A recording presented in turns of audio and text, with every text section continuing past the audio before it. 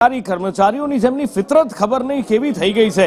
એક બાજુ શિક્ષકો ચાલુ નોકરીએ વિદેશ પ્રવાસ પર જતા રહે છે અને એ જ ચેપ જાણે હવે પોલીસને લાગ્યો હોય એવું લાગે છે। ખાખીને આ ચેપ લાગ્યો છે। 4 પોલીસ કર્મીઓ વિદેશ પ્રવાસ પર જતા રહ્યા હતા અને મોટી ગાજ વરસી છે। જિગ્નેશ પાસેથી જાણીએ। અનુપુર જે 4 પોલીસ કર્મચારીઓ વિરુદ્ધ એક્શન લેવામાં આવે છે એટલે કે તેમને સસ્પેન્ડ કરવામાં આવે છે, તે ચારે પોલીસ કર્મચારીઓ સરકારને ધ્યાન દોર્યા વગર તેઓએ ગેરકાયદેસર એટલે ખોટી રીતે વિદેશ પ્રવાસ કર્યો હતો।